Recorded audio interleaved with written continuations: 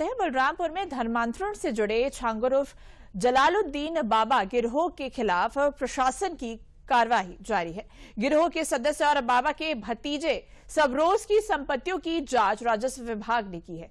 जांच में पाया गया है कि सबरोज ने सरकारी नवीन पड़ती भूमि पर अवैध निर्माण किया है, लिहाजा इसे गिराने के लिए प्रशासन ने तैयारी शुरू कर दी है। नोटिस देने और जमीन की पैमाइश 2 बार करने की प्रक्रिया पूरी कर ली गई है। आज नोटिस का समय पूरा हो रहा है और बुलडोजर कार्रवाई की जा सकती है।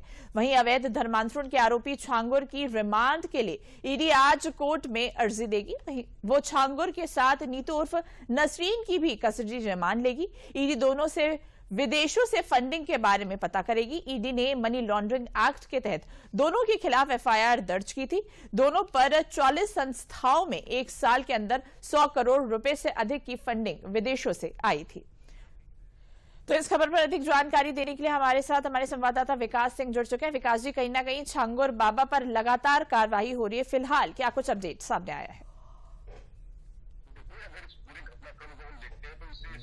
कहा जा सकता है कि ये पूरी तरीके से सुनियोजित और फंडिंग के साथ में राष्ट्र विरोधी गतिविधि है और इसी पर अब ईडी ने कार्रवाई की है।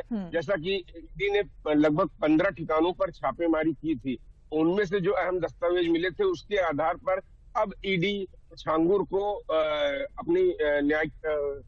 छांगुर को रिमांड पर लेकर उससे पूछताछ करने के लिए अर्जी डालेगी। और साथ ही साथ जैसा कि अभी आपने जिस बात का जिक्र किया, बलरामपुर में उसके भतीजे, उसके सहयोगी की उसने किस तरीके से सरकारी जमीन पर अपना अवैध निर्माण कराया था, उस पर उचित कार्रवाई की जाएगी प्रशासन की तरफ से, क्योंकि इससे मामले में लगातार प्रशासन ने नोटिस दी है, पैमाइश कराई है वहां पर।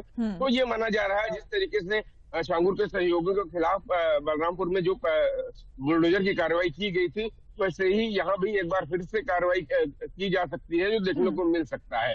फिलहाल अवैध धर्मांतरण का जो मामला है बेहद ही गंभीर है, क्योंकि इससे अगर हम देखते हैं तो क्या कुछ इसका असर पड़ता है। समाज पे, समाज का ताना बाना भिन्न होता है। जो लड़कियां होती हैं उनकी अस्मिता पर सवाल उठते हैं, लफ्जियात की जाती है और साथ साथ इस पूरे प्रकरण में एक बहुत बड़ा सिंडिकेट लगा होता है। तमाम सारे इसमें लोग जुड़े होते हैं, अलग अलग उनके काम होते हैं और ऐसे में जो लगभग 40 खातों की बात कही जा रही है, तकरीबन ईडी को जो अभी 15 जगह छापेमारी की थी, लगभग 60 करोड़ से ज्यादा की हेराफेरी का मामला उसे नजर आ रहा है। जो आपने बताया विदेशी कनेक्शन पनामा की कंपनी से, तो ये बात जाहिर होती है। और तमाम सारे ऐसे भी लोग थे कि धर्मांतरण करने के लिए तमाम सारे एक्सपर्ट विदेश से बुलाते थे, जो लोगों को यहाँ पर भ्रमित करते थे।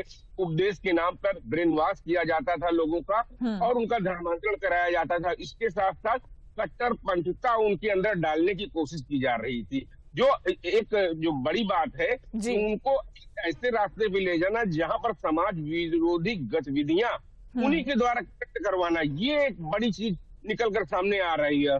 और इन लोगों के तमाम विदेशी कनेक्शन और विदेश से लगातार ये जो फंडिंग हो रही है, इसमें कहीं ना कहीं बात स्पष्ट हो रही है कि ये तो है ही है, यहाँ पर स्थानीय स्तर पर कामकाज देख रहे थे इस पूरे घटनाक्रम का, लेकिन इनके आका, इनके सहयोगी तमाम सारे दूर देशों में भी बैठे हुए हैं, जो इनको पोषित कर रहे थे फंड भेजकर। तो एक बहुत बड़ी घटना है और बहुत बड़ा ये वाकया है। इस पर लगातार ईडी कार्रवाई करेगी, लेकिन तमाम सारी एसटीएफ, एटीएफ और केंद्रीय एजेंसियां की भी इस पर नजर है, वो भी अपनी कार्रवाई कर रही है। बिल्कुल विकास जी, इन तमाम जानकारियों के लिए आपका बहुत बहुत धन्यवाद।